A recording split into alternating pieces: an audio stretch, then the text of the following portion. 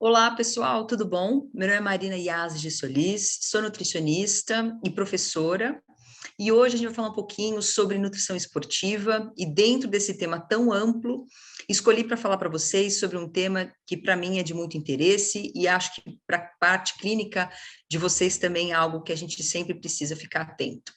Relacionado sobre a tríade da mulher atleta, um assunto que eu começo a ouvir falar lá nos anos 80, mas que hoje, até hoje, a gente tem publicações recentes tratando sobre esse tema, né? Então, a ideia é a gente falar um pouquinho sobre a tríade da mulher atleta e as novas perspectivas até os dias atuais. Só que para falar sobre esse assunto, a gente vai ter que voltar um pouquinho na história da mulher no esporte, né? A gente, até pensando aí um pouco antes da década de 70, as mulheres quase não faziam atividade física, ou a gente vivia poucas mulheres engajadas com a prática de exercício físico, competindo, no esporte propriamente dito, né? Depois de alguns anos, próximo aí da década de 70, a gente, inclusive, começa a ter aí até uma lei que briga aí as mulheres a começarem a participar do âmbito esportivo, e aí a gente verifica, inclusive, mulheres também cada vez mais participativas no ambiente universitário, então muitas competições também no ambiente universitário, e a gente começa, então, a ver nomes de mulheres cada vez mais nos mais diversos esportes, né, e nas mais diversas modalidades. Tanto é que a gente chega até 2010, né, com um número muito representativo de mulheres praticando o esporte, né? E a partir daí, alguns estudos observacionais começaram a verificar que essas mulheres que praticavam o esporte, que tinham um ritmo de treinamento bastante intenso, apresentavam também um maior risco de lesão, né? E isso estando muito associado com alguns fatores, como baixo consumo alimentar, muitas vezes a falta da menstruação e também algumas alterações na massa óssea. Então, verificando que, além das lesões, algumas características, né, associadas a esses três fatores que a gente começa, então, a associar a tríade, né, era muito frequente nessas mulheres. Esses estudos observacionais, eles ganharam cada vez mais força quando uma pesquisadora muito importante da área da nutrição esportiva, chamada Barbara Drinkwater, percebeu que realmente essas mulheres que praticavam exercício físico apresentavam algum desses critérios aí, né? Ou, de repente, um baixo consumo alimentar, ou alguma alteração na massa óssea, ou ainda uma disfunção menstrual. Então, colocando que os principais pilares para a saúde da mulher, quando ela é inserida no exercício físico ou no esporte, deveria ser esses três fatores aqui: ajustar o bom consumo, ter uma saúde óssea adequada e ainda sempre verificar se essa mulher possui, né, o ciclo menstrual adequado.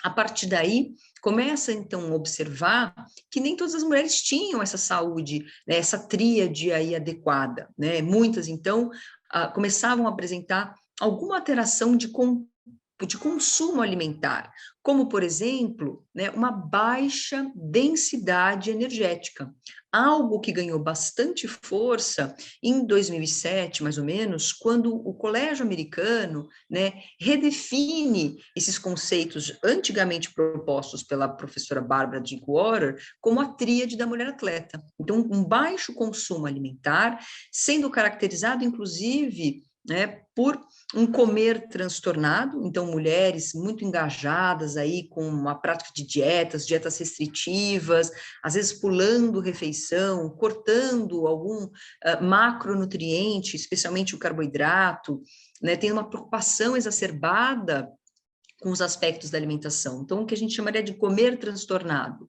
Mas, além do comer transtornado, os transtornos alimentares. Então, algumas mulheres, inclusive até pela demanda, né, da própria modalidade, para se manter no peso corporal adequado, com a composição corporal adequada, muitas vezes acabavam desenvolvendo, né, certos transtornos alimentares, principalmente bulimia e anorexia nervosa.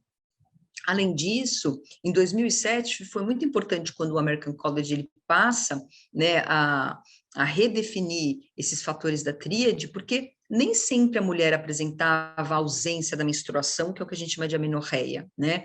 Mas ela pode apresentar alguma disfunção. Então, uma disfunção que a gente poderia caracterizar, muitas vezes, por aquele ciclo menstrual irregular, né? O que às vezes isso pode estar mascarado clinicamente, né? A atleta muitas vezes não percebe que tem algo errado, ela simplesmente imagina que aquele mês a menstruação dela não aconteceu na data prevista, né? Mas isso muitas vezes acaba não sendo associado com algum problema clínico, né? Então, hoje a gente entende que a tríade, ela enquadra alterações de consumo alimentar, principalmente caracterizada pelo baixo consumo, e alteração do padrão menstrual, caracterizado pela menorreia, pela ausência da menstruação, ou simplesmente pela disfunção menstrual. E esses dois fatores levando, inclusive, à osteoporose, porque se essa mulher não está menstruando, a gente já pode imaginar que algumas alterações hormonais estão acontecendo. Então, com certeza a gente já pode imaginar que é uma pessoa que pode sofrer aí algumas alterações, especialmente no metabolismo ósseo, levando aí a osteopenia e osteoporose. E olha só que interessante, essa flechinha aqui balançando, né? O que mostra para nós? Mostra que numa vida competitiva, né, de uma mulher, muitas vezes ela pode se encontrar numa situação onde ela está com baixo consumo alimentar, ou até mesmo na situação de amenorreia, mas num período subsequente, ela volta a ter um consumo alimentar adequado, muitas vezes ela volta a ter aí o período menstrual também normalizado. Então, a gente verifica que é algo que pode ser transitório ao longo do ano, ao longo da vida aí competitiva dessa mulher. Então, aqui a gente já imagina que sim, a gente precisa ter uma atenção bastante redobrada e próxima dessa mulher para que a gente possa identificar em que momento essa pessoa, né, essa atleta, ela se enquadra, né? E quando eu falo um pouquinho da alimentação, que a gente realmente, para o nutricionista, né, é algo que a gente deve trabalhar e deve sempre estar atento a, né? Como que está o comportamento alimentar desse atleta, né, dessas atletas? Ela está com bom consumo alimentar, ela está consumindo calorias suficientes, consumindo os macros, micronutrientes, está consumindo pré-treino, pós-treino, enfim, o que seria aí em verdinho, que a gente chamaria de uma nutrição adequada, né, ótima, sem preocupações. Depois a gente percebe que se essa mulher, de repente, precisar, ou essa menina precisar perder peso, fazer ajustes de composição corporal, ou às vezes até mesmo por falta de conhecimento, né, talvez esse consumo alimentar não esteja tão adequado assim. O que a gente consegue entender é que a gente pode cair naquele critério de comer transtornado, né, que é algo que muitas vezes a atleta tem uma demanda por manter o peso, uma exigência por, de repente, perder gordura num curto período de tempo, e muitas vezes algumas alterações alimentares passam a acontecer, né? Então, não é raro a gente verificar atletas, né, ou até mesmo desportistas, que pulam refeição, ou às vezes que não fazem aí, né, o consumo adequado do pós-treino, do pré-treino, ou às vezes que estão consumindo calorias ou um aporte de macro, de micronutriente inadequado, né? Às vezes a gente até percebe uma relação, né, conflituosa com a alimentação, podendo até ter episódios de compulsão alimentar depois de algum período de restrição. Então, é muito comum a gente perceber que alguns atletas de lutas, quando tem que perder peso rapidamente, né, eles, às vezes, depois da luta, quando eles liberam aí o consumo alimentar, às vezes eles passam até a ter uma compulsão alimentar depois desse período aí restritivo, né? E muitas vezes o exercício físico em excesso também pode ser uma forma de purgar, de a gente pensar em gastar mais caloria, né? Então, muitas vezes até já promovendo um certo desequilíbrio. E claro, né? Essa seria aí alguns comportamentos alterados relacionados com a alimentação, mas que não seria difícil, se isso fosse evoluído, né? Poderia chegar até em certos transtornos alimentares. Então, algo que a gente teria o diagnóstico, né, tendo os critérios certos pelas diretrizes, né, das doenças psiquiátricas, as quais incluem os transtornos alimentares. Então, é algo que a gente sempre precisa identificar em que situação relacionada, né, ao comportamento alimentar essa nossa atleta, ou essa nossa desportista, ela se enquadra, né? Então, a gente entende aí que a tríade, né, eles até descrevem como se fosse um guarda-chuva, né? Os três pilares principais para uma mulher, né, ter uma saúde adequada, a gente teria que contar aí com consumo alimentar adequado, né, com aporte energético adequado, tendo a função menstrual adequada, então já dando indícios também que os aspectos hormonais estão dentro da normalidade, e também a saúde óssea, né? Contudo, qualquer alteração que ocorra nesses parâmetros, né, a gente vai ter aí algumas alterações que muitas vezes a gente acaba não observando em curto período de tempo, mas que isso vai aparecer em longo prazo. Então, todos esses critérios é o que realmente fecha lá quando começou na década de 80 com a pesquisadora Barbara Drinkwater, levantando esses fatores, essas três entidades como tríade da mulher atleta. Em 2007, o Colégio Americano, ele reafirma que qualquer alteração nesses três parâmetros, as quais a gente então chama de tríade da mulher atleta, pode ter alguma influência tanto no desempenho físico quanto na saúde dessa atleta. Agora vamos falar um pouquinho de números, né? Porque até agora talvez a gente esteja imaginando, né, uma realidade talvez distante para as nossas atletas esportistas, mas o que eu quero mostrar para vocês, pessoal, que não é tão raro assim acontecer. Então, olha só que curioso, né? 78% das mulheres atletas apresentam pelo menos um dos componentes da tríade, né? Ou disfunção menstrual, ou osteoporose, ou aí realmente um baixo consumo alimentar. 62% das atletas universitárias apresentam distúrbios alimentares, podendo ser caracterizado tanto pelo transtorno alimentar como pelo comer transtornado. E 66% das mulheres atletas, especialmente corredoras e dançarinas, apresentam amenorreia, que é realmente a ausência da menstruação. E 38% das adolescentes atletas, apresentam baixa densidade mineral óssea. E algo que eu gostaria de chamar atenção aqui a vocês, né, é um evento que acontece no processo de maturação sexual, né, que chega até os 20 anos, onde os indivíduos, as crianças, os adolescentes, né, até os seus 20 anos, estão com a formação óssea, né? A gente entende que desde aí dos 2 anos até os 20 anos, a massa óssea está aumentando. A gente consegue verificar aqui pelo gráfico, né, que o pico de massa óssea ocorre próximo dos 18, 20 anos, né? Então, se a gente imaginar que um atleta adolescente tem um alto ritmo de treinamento, ou não está consumindo calorias ou os nutrientes adequadamente, será que a gente vai conseguir atingir, né, o pico de massa óssea? Provavelmente não. Então, o que vai acontecer é que a gente vai ter aí, né, adolescentes que não conseguem atingir o pico de massa óssea, então eles passam a ter uma densidade mineral óssea mais baixo, algo que provavelmente a gente não vai conseguir recuperar na vida adulta, porque é esse momento de formação, de crescimento e desenvolvimento que seria a fase ótima para que a gente possa potencializar esse ganho de massa óssea. Então, qual que seria o problema no futuro? Se esse indivíduo apresenta uma baixa densidade mineral óssea ou uma redução da densidade mineral óssea, a gente pode imaginar que se esses indivíduos não tiverem osteoporose, osteopenia, na primeira fase aí, né, como adultos jovens, eles terão logo quando forem adultos mais amadurecidos, adultos mais experientes, ou até mesmo, né, uma provável osteoporose aí precoce. Então, é muito importante que a gente entenda e já comece a anotar aí os possíveis riscos de a gente ter adolescentes com baixa densidade mineral óssea, porque isso no futuro vão ser provavelmente adultos, né, que tenham aí osteopenia, osteoporose. Então, atenção aí ao pico de massa óssea.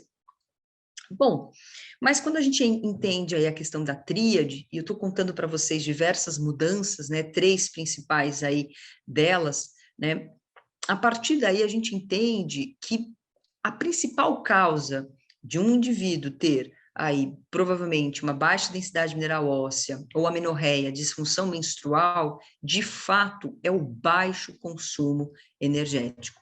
Então a principal etiologia da tríade é o desbalanço energético. E aqui a gente já entende para o nutricionista, né? Claro que são para todos os profissionais da saúde, mas principalmente para o nutricionista, é exatamente equilibrar o consumo alimentar desses atletas, né? Então, quando a gente pensa que a principal causa é o consumo, ou provavelmente esse atleta está tendo um baixo consumo energético, ou ainda esse atleta está gastando mais caloria do que o está consumindo. Então, a gente percebe que existe esse déficit energético. E quando crônico, a gente começa a ter todos os efeitos negativos. Então, só para a gente ter ideia, né, do que a gente consideraria um consumo energético adequado para um atleta, ficaria próximo de 45 quilocalorias por quilo de massa magra por dia. Então, aqui é importante a gente entender que não é por quilo total,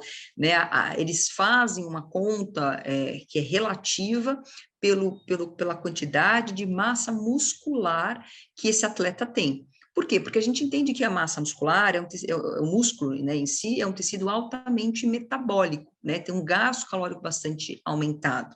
Então, passa a ser interessante a gente prescrever a quantidade de energia relativizada, né, pelo músculo esquelético, que é um tecido altamente metabólico. Então, quanto que seria uma quantidade de energia abaixo, né, que a gente já poderia dizer que esse indivíduo está com baixo consumo energético ou baixa disponibilidade energética, que é algo que a gente começa a falar bastante.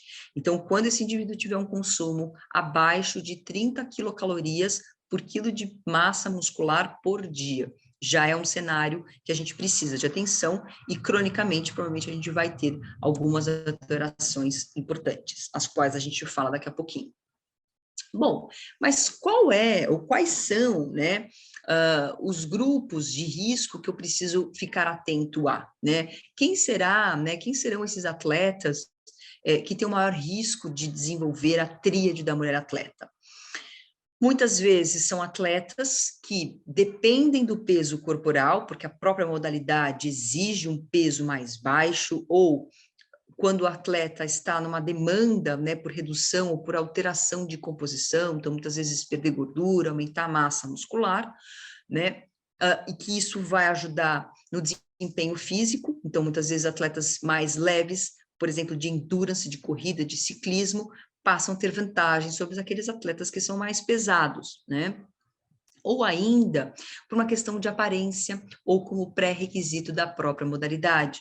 Então, aparência, a gente vê isso muito, por exemplo, no balé, na ginástica artística, na patinação artística, onde a gente tem aquele modelo, aquele perfil, né, de atletas, então, que precisam se manter na sua vida competitiva com aquele peso corporal ou com aquela aparência física, né? Às vezes, como pré-requisito, seriam aquelas modalidades onde o atleta ele é dividido em categorias de peso, então, que muitas vezes essa categoria não é a realidade, né, ou às vezes acaba sendo menor do que o peso original do atleta. Então, um atleta, para poder lutar naquela categoria, ou para poder remar naquela categoria de peso, ele precisa perder peso, o qual muitas vezes acontece momentos antes da prova, da competição, ou é uma demanda que o atleta sempre se coloca. Então, esses são os principais, né, modalidades que a gente verifica uma maior incidência de mulheres envolvidas, as quais apresentam a tríade da mulher atleta. Mas algo que é muito importante a gente notar, pessoal, é que não são só mulheres atletas, né? As mulheres desportistas, ou às vezes até aquelas que não têm aí o esporte, né, como o ganha-pão, também podem apresentar a tríade da mulher atleta. Tá? Então, é importante a gente entender que está muito relacionado com os atletas, mas não somente com as atletas. Então, atenção aqui para a saúde da mulher como um todo. Porém, não são só mulheres, né, que passam por essa necessidade de manter o peso corporal mais baixo, ou que tem uma demanda por manter aí a composição corporal adequada durante a sua vida competitiva.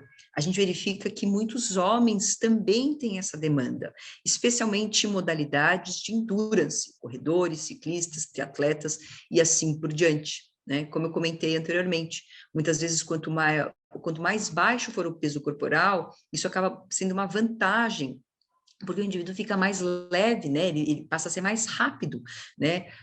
Quando comparado com o indivíduo mais pesado, que tem até inclusive mais massa muscular. Então, a tríade da mulher atleta parece que começa a sofrer uma certa expansão, que não ocorre somente nas mulheres. Homens também passam a sofrer com essas alterações. Então, uma alta prevalência, né, de alterações vistas, especialmente em relação ao consumo alimentar, encontra-se principalmente no ciclismo, remo e luta, esportes gravitacionais, que a gente chama, então, por exemplo, o surf e o esqui, né, que a gente verifica aí, né, o auxílio da gravidade, e também esportes coletivos, mas numa menor prevalência. Bom, o que a gente percebe aí? Que para o esporte, a gente verifica um certo até risco associado para aqueles indivíduos que praticam esporte. Então, como a gente comentou que algumas modalidades, né, muitas vezes o indivíduo precisa, para competir naquela categoria, ele precisa perder peso rápido. Então, indivíduos que ciclam de peso muito rápido podem ter um risco aumentado para desenvolver a tríade, né, da mulher atleta ou também agora do homem atleta, né?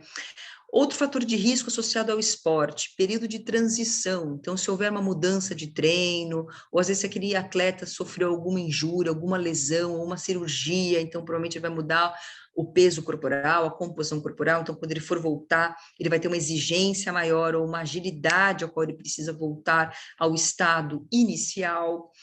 Às vezes, a gente percebe até uma pressão, né, pela mudança do peso corporal, pela própria modalidade.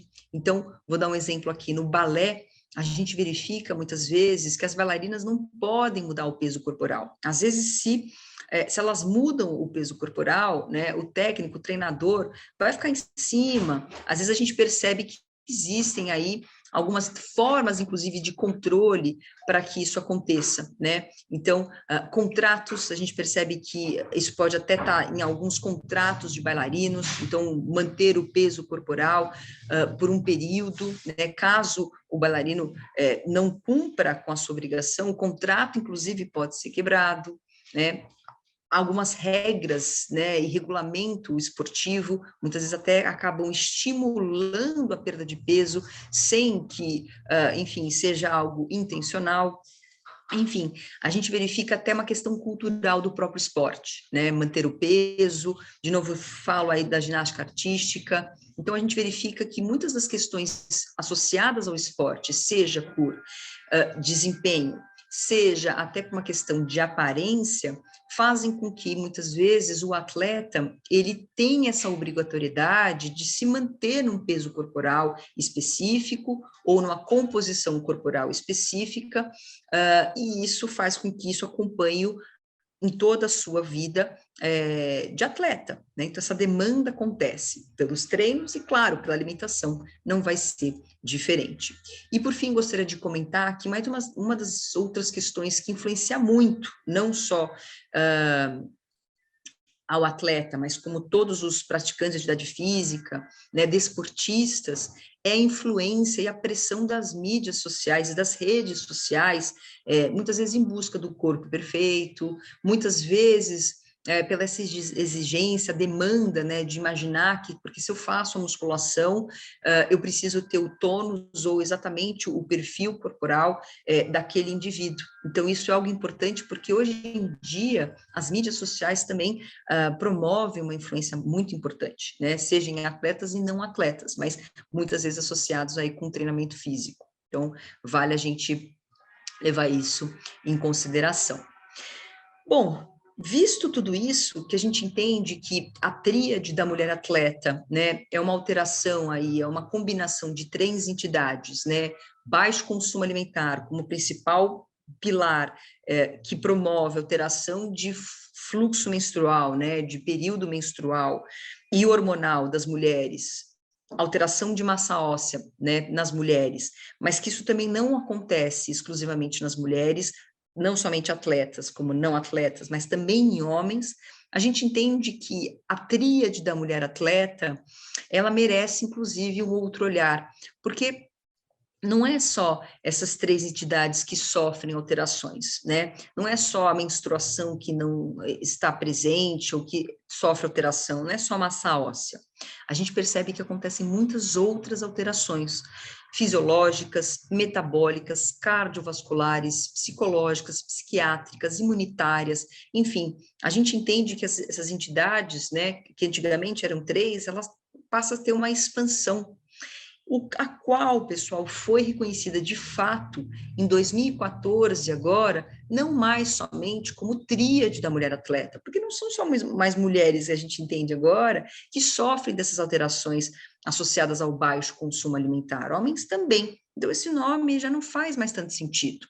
E aí, em 2014, o Comitê Internacional Olímpico propõe um novo termo para a antiga tríade da mulher atleta, a qual hoje a gente chama de síndrome da deficiência de energia relativa ao esporte, ou ainda da sigla em inglês, REDS. Então, a gente percebe agora que a tríade, ela sofre uma expansão, e por isso que a gente fala em nova perspectiva, né? Porque agora a gente entende que os efeitos do baixo consumo, da baixa disponibilidade energética, acomete muito mais sistemas do que antigamente se imaginava. E será que a tríade da mulher atleta, ou melhor, será que a síndrome da deficiência energética relativa ao esporte promove alguma implicação, seja para a saúde e para o desempenho? Com certeza sim. Acho que até essa altura, né, da nossa aula, você já deve ter imaginado, já consegue imaginar que sim. Vamos ver um pouquinho mais de perto quais seriam essas implicações, tanto para a saúde quanto para o desempenho físico. Bom, quando a gente pensa nos aspectos de saúde, uma das coisas que a gente mais verifica na literatura são alterações, e aí, claro, principalmente aqui para as mulheres, porque os homens não têm ciclo menstrual, então a gente fala especificamente das mulheres, a gente percebe algumas alterações como problemas de infertilidade, né, o que a gente chama de anovulação, então realmente essa mulher ela para de ovular e por isso ela passa a ter problemas de fertilidade. Outra coisa que é importante a gente verificar que aquela menorreia que a gente falava, né, que eu já citava desde o começo, é uma menorreia que é diferente, né, de uma outra menorreia primária, né? Aqui no caso a gente chama de amenorreia hipotalâmica ou até mesmo amenorreia secundária, por conta da baixa do baixo consumo alimentar, né, dessa restrição calórica. Essa mulher provavelmente ela vai ter aí um baixo teor de gordura para que haja síntese de hormônios, e a gente passa a ter toda uma alteração na produção, inclusive, dos hormônios sexuais, né? Por isso que a gente chama de amenorreia hipotalâmica, porque todo o eixo, né, hipotálamo, hipófise e as gônadas fica alterado. Então, essa mulher começa a ter uma baixa produção, né, dos hormônios sexuais, especialmente aí, né, estrógeno, progesterona, o LH, o FSH, e aí, então, a gente percebe que ela para de menstruar. Já aqui, a gente já consegue associar a baixa concentração de estrógeno a uma provável disfunção óssea, né, uma baixa densidade mineral óssea. E todas as alterações também podem mudar, né, alguns parâmetros, inclusive psicológicos, emocionais dessa mulher. Então, é muito comum que a gente verifique aí alterações hormonais impactando no humor, no humor, na depressão, muitas vezes que a gente vai verificar que são mulheres que passam a ter um índice maior de depressão, então já apresentando algumas alterações psicológicas e psiquiátricas. Então é importante a gente entender que sim, para a mulher, principalmente em termos de saúde, o impacto acontece neste eixo. Não somente para as mulheres, mas também para os homens. a gente percebe uma alteração na saúde óssea, né? Então, principalmente caracterizado pela baixa densidade mineral óssea, pela alteração, inclusive, da arquitetura do osso, né? Então, a gente passa a ter uma alteração aí na absorção e reabsorção óssea, com maior risco de fratura por estresse. Então, muitas vezes o atleta está caminhando, ele está pedalando, e às vezes ele pode até ter fratura espontânea, né? Qualquer trepidação que ele sofra, às vezes ele pode fraturar, ou até mesmo, enfim, sofrer alguma alteração em qualquer parte óssea, mais comumente, né, no tornozelo, no quadril, mas é algo que é muito comum. E aí imaginem só vocês, né, se a gente tem um risco de fratura, ou até mesmo a fratura em si, a gente tem que, então, afastar esse atleta, ele não vai poder treinar, ele não vai poder, então, competir numa próxima competição, e a gente percebe, então, que o risco só aumenta. E esse risco é mais aumentado, né, para atletas ainda com baixo peso, né, e que tenham aí uma redução na concentração de estrógeno, como dito anteriormente. Então, lembrando aqui que o baixo peso, pessoal, ele é um fator de risco isolado para osteopenia e osteoporose, e aqui é independente do sexo, tá? Já a diminuição de estrógeno, a gente já entende que também é mais associado para as mulheres. Que mais de alterações que a gente verifica, né? Existem alterações em alguns outros parâmetros endócrinos e metabólicos. Então, por exemplo, há uma diminuição da produção de insulina, então a utilização da glicose, né, do carboidrato como fonte de energia fica prejudicado. Em contrapartida, a gente começa a ter uma maior mobilização de estoques, então a gente vai diminuindo o estoque, por exemplo, de gordura, a gente vai diminuindo a quantidade de tecido adiposo, a relação, né, do apetite muda, então há um aumento da produção de grelina na tentativa de aumentar o consumo alimentar, na tentativa de aumentar a fome, e por consequência uma diminuição da leptina, que é o hormônio da saciedade. Então vejam que é o organismo tentando equilibrar e aumentar o consumo alimentar dessa pessoa, né, desse indivíduo. Outras mudanças que acontecem: diminuição da taxa metabólica basal, então esse indivíduo fica mais poupador de energia, né? Então ele passa realmente a ter a taxa reduzida, né? Muito provavelmente pela diminuição aí dos hormônios também tiroidianos. Diminuição da produção de GH, que é o hormônio do crescimento, então algo que está relacionado aí já com ganho de massa muscular, assim como IGF-1, que são dois fatores, tanto o hormônio do crescimento como o IGF-1, que são fatores que estão relacionados com a síntese proteica. Então, vamos ver lá, logo no desempenho, quando a gente for avaliar, é um dos fatores que provavelmente justificam aqui, né, o porquê que muitas vezes esses atletas passam a ter uma diminuição da síntese proteica. E aí, um aumento também das concentrações de cortisol, né? Então, vejam aqui que muitos parâmetros endócrinos e metabólicos passam a estar alterados, né? Mas além de todas essas implicações que eu comentei com vocês, não são as únicas, né?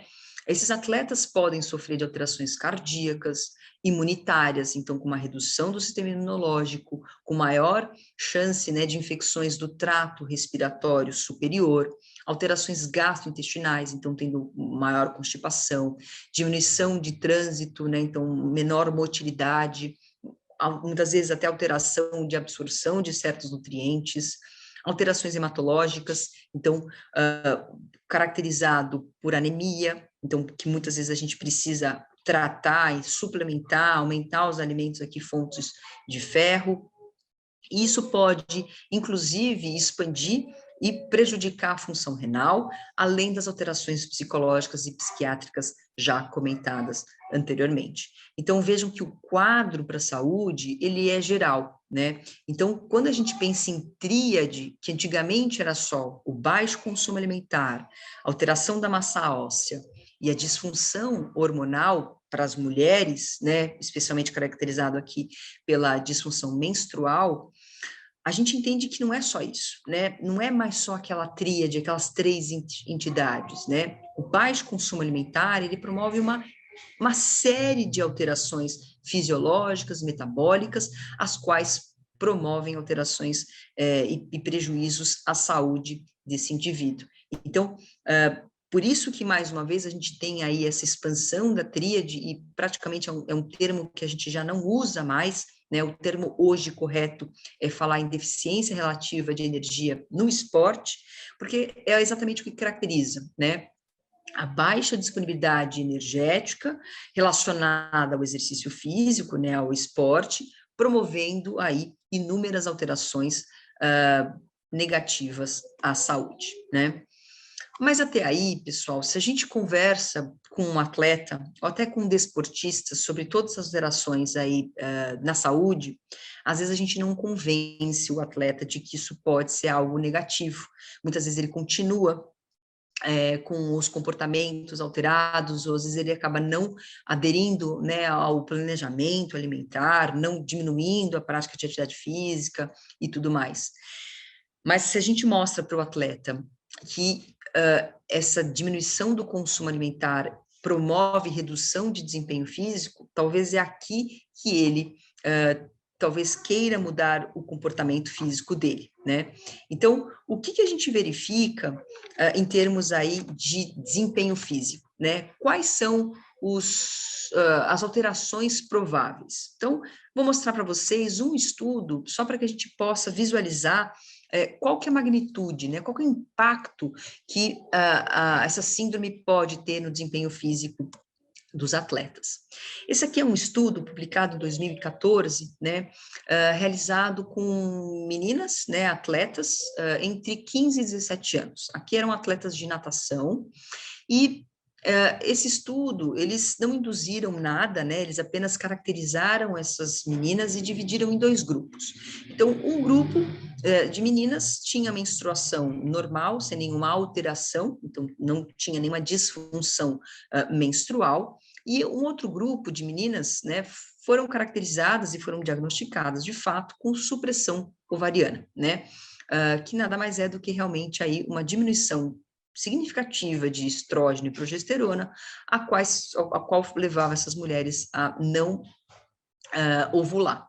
Então, aqui a gente verifica dois grupos, então um grupo de meninas que menstruavam normalmente e um outro grupo que tinha aí, né, a amenorreia, e principalmente caracterizada pela supressão aí do ciclo ovariano. Todas essas meninas, elas foram então convocadas, elas foram igualmente treinadas. Então, todas essas meninas, né, independente do grupo, elas tiveram o mesmo tipo de treinamento físico, o qual durou 12 meses, né, e foi um treinamento aí de natação, porque todas elas eram nadadoras, né, elas tinham aí a modalidade da natação. E no final dessas 12 semanas de treinamento físico, todas as atletas, elas passaram por um teste que a gente chama teste contra o relógio, né, que é um teste onde mimetizaria uma competição. Então, se você tem aí uma distância de 400 metros de natação, e aí a ideia era, como numa competição, fazer o menor tempo possível, né? Então, a ideia aqui era exatamente essa, mimetizar uma prova de 400 metros. E olha só que interessante, pessoal, lembram que quem era do grupo amenorreia eram meninas que menstruavam normalmente, que não tinham aí, né, nenhuma disfunção menstrual, e aí provavelmente caracterizado por um consumo alimentar normal. Já o outro grupo, né, que tinha supressão ovariana, era um grupo que, agora sim, né, caracterizado e confirmado, né, por um baixo consumo alimentar, que era o suficiente para que essas meninas não tinham o ciclo ovariano. Depois das 12 semanas de treinamento, quando foi feito aquele teste contra o relógio, verificou-se que as meninas do grupo que tinham aí a função menstrual normal, elas melhoraram o desempenho físico. Então, depois de 12 semanas, né, com o treinamento físico, essas meninas, elas melhoraram 8,2% o desempenho físico delas, o que é ótimo, que é maravilhoso quando a gente pensa, né, no ambiente competitivo, né?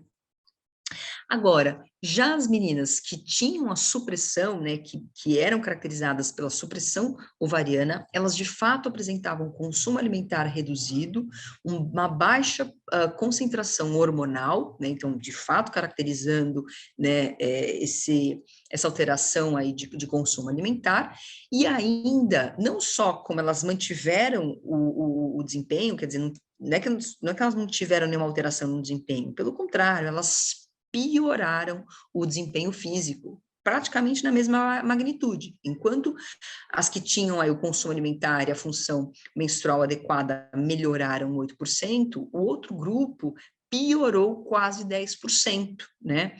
E ainda os autores colocam que, além da piora no desempenho físico, foram meninas que tiveram uma pior resposta ao treinamento físico, né? Ou seja, a gente já verificando que as alterações de padrão de consumo alimentar, já associado aí também, nesse caso, com alteração hormonal endócrina, não somente piora a saúde, né, como a gente já pode imaginar que tem pioras à saúde, mas como piora aqui o desempenho físico, né, e também a resposta ao treinamento físico.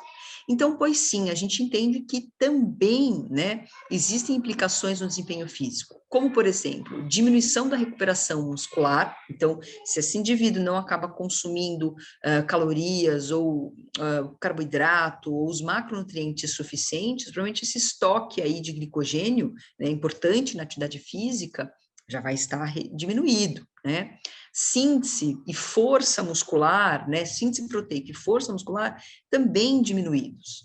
Coordenação motora também piorada, aumenta o risco de lesões e injúrias e também o aumento de infecções, e aí, principalmente aí das vias aéreas e do trato gastrointestinal. E outra coisa que também pode impactar no desempenho é a alteração, né, de concentração e de humor. Então vejam que aqui são vários parâmetros relacionados ao desempenho físico que estão prejudicados, ou que podem estar prejudicados quando o atleta ele está numa situação aí de baixa disponibilidade energética. Então aqui é só um exemplo, né, de quais são os critérios, os fatores que mudam, né, quando esse indivíduo ele está com baixa disponibilidade energética. Então, a gente tem aí, né, como a gente comentou, um baixo desempenho, baixa força muscular, a gente tem aí uma diminuição dos estoques de glicogênio, maior risco, né, maior índice de depressão, maior irritabilidade, mudança de humor, coordenação, concentração, tudo prejudicado. Então, imaginem aqui vocês, um atleta que muitas vezes trabalha com uma equipe, né, um atleta de uma modalidade coletiva, como seria ele, de repente, estar com uma concentração diminuída, ou com a coordenação prejudicada, mais irritadiço, ou ainda todos os fatores que realmente poderiam levar esse indivíduo não só pior de performance, né, um baixo desempenho, mas também maior risco de injúria, né? Então, muitas vezes a gente pode imaginar que se esse indivíduo tiver qualquer risco de injúria, ele poderia até de repente, ter que se afastar da competição, se afastar da vida competitiva dele, e aí a carreira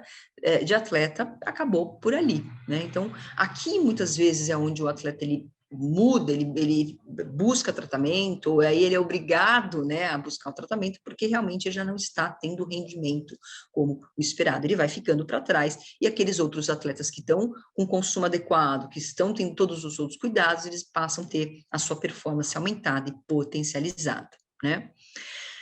Bom, existe tratamento? Como é que eu devo ter o manejo, né, para a síndrome da deficiência energética relativa ao esporte? O que eu tenho que fazer? Quais são os parâmetros que eu preciso observar? Primeira coisa, né, uma vez que a gente sabe que a principal causa é o baixo consumo alimentar, né, principalmente a baixa disponibilidade energética, eu preciso tentar ajustar o quanto esse indivíduo ele tem de energia para dar conta aí de gastar com atividade física, né? Muitas vezes até sobrar um pouco mais, né? Como é que eu calculo essa disponibilidade energética? Por essa conta que eu estou mostrando aqui para vocês, né? Então, a disponibilidade energética, pessoal, é a diferença, né, entre o que o indivíduo consome, então isso pode ser avaliado por recordatório alimentar, por diário, usando software ou não. Então, a ideia é eu quantificar o quanto que esse indivíduo consome em termos calóricos pela alimentação e o quanto que ele gasta com uma atividade ou com um grupo de atividades específico, né? Então, essa diferença eu vou dividir pela quantidade, vou relativizar pela quantidade de massa magra do indivíduo, né? Então, lembrando que a gente sempre faz a relação por massa magra do indivíduo. Então, eu tenho que saber o quanto que esse indivíduo consome, o quanto que ele gasta com exercício físico, e eu faço aí a divisão pela quantidade de massa muscular que ele tem. Uma vez que eu consigo ter a disponibilidade energética, eu posso usar essa tabela aqui de classificação. Lembrando que o que seria adequado ficaria próximo de 45 quilocalorias por massa magra, né, por dia, certo? Para aqueles indivíduos, muitas vezes, que querem ganhar peso, que querem ganhar massa muscular, eu posso até fazer uma dieta, né, um adicional calórico, né, então posso até fazer um planejamento acima de 45 quilocalorias por massa magra por dia, mas aqueles indivíduos que tiverem aí abaixo de 30 quilocalorias por massa magra por dia, esses sim já estão em risco, e não somente estão em riscos, mas como eles já podem ter alterações de parâmetros de saúde e desempenho físico, tá? Então, aqui vale a gente usar essa tabelinha e sempre fazer o cálculo para que a gente possa classificar os nossos atletas, né? Os nossos desportistas também, lembrando que não acontece somente com atletas, mas também com desportistas, para que a gente já possa tentar aí, enfim, tratar ou ter o melhor manejo para lidar com esses indivíduos, certo? Então, a primeira coisa que a gente precisa fazer é identificar que esse indivíduo, ele possa estar, né, com a síndrome da deficiência relativa energética ao esporte, tá? E, pessoal, olha que curioso, mais de 50% dos técnicos, dos próprios atletas, eles falham em identificar que existe algum problema, né? Então, olha só como muitas vezes falta aqui uma educação, falta uma instrução para todas as equipes, desculpa, inclusive para os próprios atletas, né? Então, essa educação precisa existir. Uma vez identificado, é importante corrigir, né? Como é que eu vou corrigir aí o que está com problema, né? Se a gente já entende que o principal problema é o baixo consumo alimentar, então eu preciso aumentar o consumo energético desses indivíduos, né? O que geralmente se sugere entre 300 a 600 quilocalorias por dia, realmente é para recuperar esse indivíduo, para ele sair dessa fase aí de preocupação, até mesmo de risco. Para alguns indivíduos, para alguns atletas, esportistas, pode, né, ser sugerido a redução, até mesmo a cessação aí da atividade física, fazer com que esses indivíduos não façam atividade física ou reduzam de forma significativa para que a gente saia desse déficit energético, né, a gente volte a ter um balanço aí, ou equilibrado, até mesmo recuperando, pensando por hora, né, no superávit energético, tá? Se a gente já tiver algum risco de osteoporose ou até mesmo, risco de osteopenia, até mesmo osteoporose, né, osteopenia e osteoporose, a gente precisa fazer aí alguns protocolos para reparo ósseo. Então, fazer a suplementação, o uso da vitamina D passa a ser importante, aumentar o consumo de cálcio pela dieta e muitas vezes até mesmo suplementar, né, para que a gente possa pensar nessa saúde óssea. E se esse atleta, se esse indivíduo tiver qualquer risco para transtorno alimentar ou comer transtornado, é muito importante que a gente trate com profissionais específicos, especializados, para realmente tirar esse indivíduo desta condição, né? Além disso, é muito importante que a gente conscientize, né, os atletas, então talvez eles sejam os primeiros a perceber que algo não está bem, que algo não está de acordo, né? Então, muitas vezes, mostrar para o atleta que o fato, principalmente das mulheres, né, não menstruarem, isso não é um sinônimo de né, de ser saudável. Pelo contrário, né, o fato de elas não estarem menstruando já significa que algum problema está acontecendo, tá? Então, é importante a gente aqui conscientizar para que muitas vezes eles busquem mesmo ajuda, os técnicos, os indivíduos que trabalham por próximo desse atleta também observarem, ficarem atentos a isso, principalmente os médicos, os fisiologistas, quando for a ocasião, né? Outra coisa importante, né, ter programas educacionais, não só para os atletas, mas muitas vezes para os técnicos, treinadores, familiares, que muitas vezes são eles os principais indivíduos que estimulam a perda de peso, que estimulam a composição corporal, que estimulam ou que não se atentam, né, no momento, no horário, às vezes acabam tendo um excesso de treino, né, e a gente acaba não tendo aí os ajustes necessários em termos alimentares. E, pelo contrário, né, as exigências pelo excesso de exercício, de novo, por atingir o peso corporal, enfim, aqueles critérios específicos acabam tendo aí uma demanda muito maior. Então, é importante a gente pensar nesses programas para todos aqueles envolvidos com o esporte, né?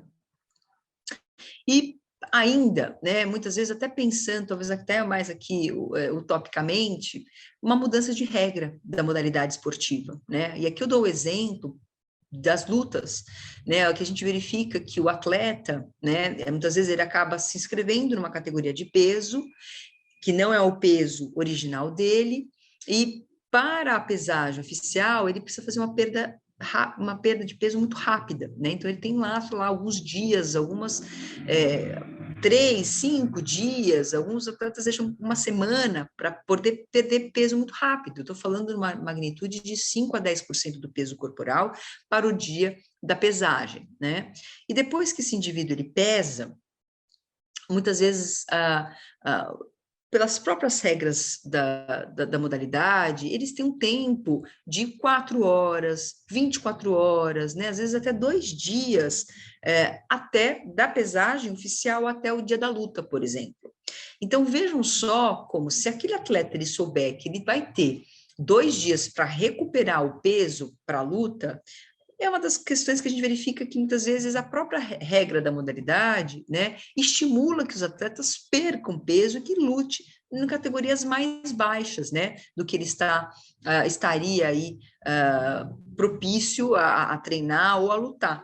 Então, a gente entende que, às vezes, se a gente mudar a regra, se a gente mudar o tempo, né, da pesagem oficial, da luta oficial, se for mais curto, provavelmente a gente estará desestimulando atletas de luta a perderem peso rápido, pois eles terão pouquíssimo tempo, né, para se recuperar. Então, muitas vezes não vale desidratar, não vale cortar um aporte calórico tão importante na véspera, porque realmente não vai ter condições de lutar de forma adequada. Algumas regras esportivas, especialmente aqui das lutas, já sofreram alterações, né? Mas a depender aí da modalidade, as regras podem mudar. Então, vale a gente tentar aí ficar atento, inclusive, com essas questões aí de regra, tempo de pesagem, tempo de luta, qual que é o tempo que o atleta teria, tá? E claro, né, identificar os riscos. Então, os riscos, pessoal, eles precisam serem identificados, porque, de novo, às vezes o atleta não percebe, os técnicos, familiares, preparadores, eles às vezes até estimulam, né, especialmente a cobrança do peso corporal, da composição corporal, e muitas vezes a gente acaba não percebendo algumas relações alteradas em relação ao alimento, alguns comportamentos já patológicos relacionados aí com a dieta, uma preocupação exacerbada. Então, aqui entraria um pouco nessa questão da identificação de riscos, né? Lembrando que o nutricionista nunca está sozinho, né? A gente trabalha aí sempre com uma equipe multidisciplinar e a equipe multidisciplinar precisa estar muito bem alinhada, porque existem parâmetros que às vezes os atletas, eles não falam para para o nutricionista, mas o médico consegue detectar, às vezes ele consegue falar um pouco mais abertamente com o psicólogo, então a gente começa a ter aí realmente um trabalho bastante integrado, extremamente necessário quando a gente está falando atletas de elite, atletas de alta performance, que precisa realmente existir essa comunicação entre os profissionais, a fim de identificar os riscos e também, já claro, pensando no tratamento, né? E conto para vocês, pessoal, que o último consenso que a gente tem sobre o assunto, publicado em 2018 e aí recentemente atualizado em 2020, que propõe exatamente essa identificação de riscos, né? Como que a gente vai identificar esses atletas? Então, a gente precisa, de fato, avaliar se esse atleta, por exemplo, se ele tiver algum transtorno alimentar, se ele estiver fazendo exercício de forma excessiva, até como forma para purgar, né, para poder gastar mais energia, se ele estiver usando técnicas como uso de laxantes, diuréticos, indução de vômitos, para perda de peso, a hora que ele começa realmente a ter uma preocupação excessiva com o peso, ele se mantém em baixo peso, talvez seja um indivíduo que esteja com alto risco de desenvolver a síndrome, né, da deficiência relativa ao esporte. Se for aquele indivíduo que, de repente, enfim, a gente faz a avaliação das medidas antropométricas, seja por densometria óssea, ou seja pela antropometria, a gente verifica que ele teve perda aí substancial nos últimos meses, nos últimos dias, ou ainda, para as mulheres, né, para as meninas adolescentes, se a primeira menstruação, que a gente chama de menarca, ela não acontece até os 16 anos, também é algo que merece atenção. Se essa menina não está menstruando, né, ou seja, se ela está com amenorreia por mais de 6 meses, aqui a gente já entra, todos esses critérios, entra aqui no que a gente chamaria de farol, né, a luz amarela, né, já é um motivo de atenção, que a gente precisa avaliar esse indivíduo. Muitas vezes até verificar como que está a relação com desse atleta, dessa desportista, com a alimentação, né? Então, a gente enquadraria ela aqui, né, numa luz amarela, né? Então, de atenção. E, por fim, a gente pensa, se é um indivíduo que tem todos os critérios adequados, está se alimentando bem, está com a saúde óssea adequada, então, aqui a gente não precisaria ter nenhuma preocupação. Então, por fim, o que a gente entende? Aqueles indivíduos que estiverem caracterizados por este quadro, como na luz verde, está tudo dentro do conforme, saúde óssea, saúde menstrual, endócrina, consumo alimentar adequado, maravilha. Esse indivíduo ele vai ser liberado para treino, ele pode competir, luz verde para ele, né? Ele pode realmente ter aí uma vida atlética saudável e que não vai alterar nenhum parâmetro de saúde e também de desempenho físico. Agora, se ele tiver naqueles quadros, né, dentro daquele quadro de luz amarela, né, então o farol aqui já de atenção, então esse é um indivíduo que ele tem que treinar sob supervisão, né, de médico, fisiologistas, da equipe, já sempre rastreando possíveis alterações, né, claro, para pior, né, imaginando aí agravamentos de perda de peso, alteração de parâmetro de consumo, e se esse indivíduo tiver aí classificado como atenção para risco, ele vai treinar sob supervisão, ele vai competir sob supervisão e ele vai ser reavaliado de forma periódica, variando aí de 1 mês a 3 meses, né? E aquele indivíduo que, de repente, já tiver identificado seguramente, né, que ele tem alterações aí de consumo, baixo peso corporal, né, que já começam a ter alterações aí endócrinas, hormonais, importantíssimo, né? Esse indivíduo já tem o risco, ele não vai treinar, ele não vai competir e ele vai buscar tratamento. Enquanto esse indivíduo não se tratar, ele não vai voltar a treinar, ele não vai voltar a competir. Então, a gente entende que uma das formas para a gente poder educar, muitas vezes, os atletas e até mesmo a equipe, é passar por uma triagem de risco esse indivíduo, para que a gente possa fazer aí as devidas tomadas de decisão a depender do risco que esse indivíduo ele se encontra. Então, é muito importante que a gente tenha aí essas avaliações muito bem observadas. Certo, pessoal? Então, a gente já chega no finalzinho aqui da nossa aula, sobre um assunto extremamente importante, interessante e muito presente, provavelmente, na vida aí, para quem for atuar no âmbito esportivo.